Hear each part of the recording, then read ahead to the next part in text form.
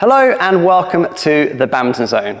In this video, we're going to go through 3 tips to help your singles defence. Let's get into it. So David, tip number 1, what are we starting with?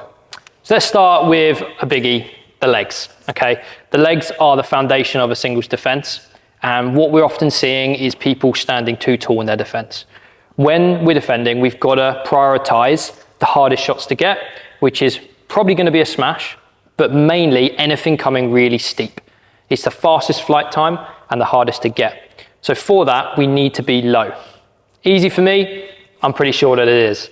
But for everyone, getting a low base is going to help you pick up these steeper shots, get your racket in a better position, you're going to be more stable and cover a lot more of the court.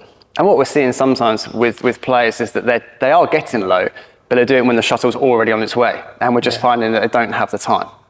Yeah, so it's all about the timing, really. We've got to make sure we're in this low position as they're contacting the shuttle. We can't be doing it when they've hit the shuttle because we just don't have the time to get low. So you've got to make sure, and you're timing it. When we watch all the pros, they might be standing a bit tall every now and then, but every time that opponent's hitting the shuttle, they're in this nice low position. Okay, so we've got legs sorted, but this racket, surely that's quite important. Let's cover that. Precisely, and for the sake of this, we're going to be looking at the backhand side a bit here. Now, real common thing we see with a lot of players, feet go first, okay? And you see it when they're shadowing, they come out here, feet goes, they go and hit the shuttle. Well, we don't have time to do that. And at the end of the day, the racket is the thing that's hitting the shuttle. So that has to go first. Now, if I'm in this position here, and I go with the racket first, that leads me, I can cover a lot of the court, okay? I've rotated my chest, my racket's fully extended, I've covered a lot of the court already, and my feet haven't even moved yet. And this sort of leads on to when you see a lot of the pros diving, because they've gone with their racket first because they don't have the time to do anything else, and then the legs follow.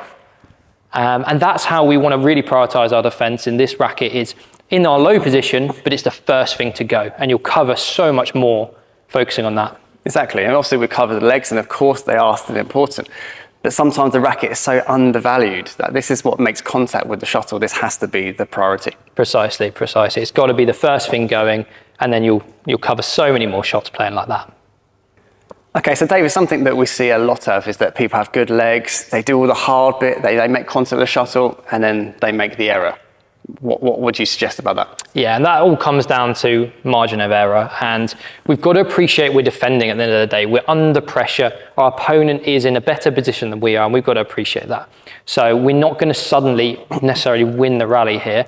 Our main goal is actually getting just back on equal terms. So what we want to be doing is when they're hitting good shots, appreciate that. Our main goal is to get back into a rally, nicely just over the net and into court.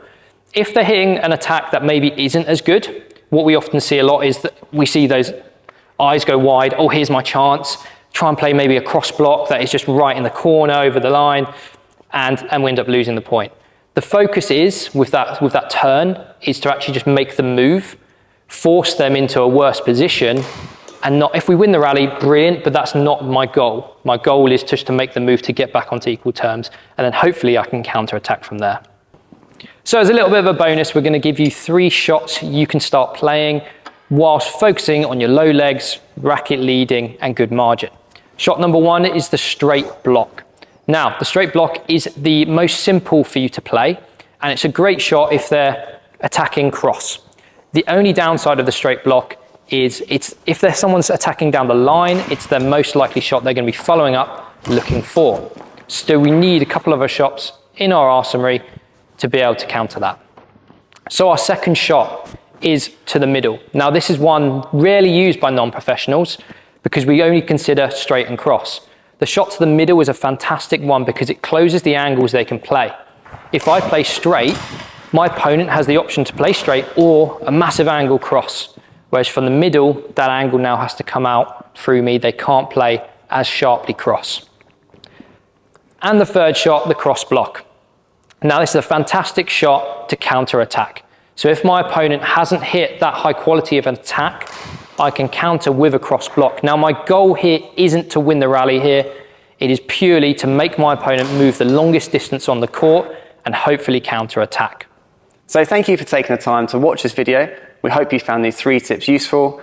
Go away, practice them, and work them into your game. And as always, hit the like button and please subscribe. If you want to see more great content like this, please head over to our Instagram and give us a follow.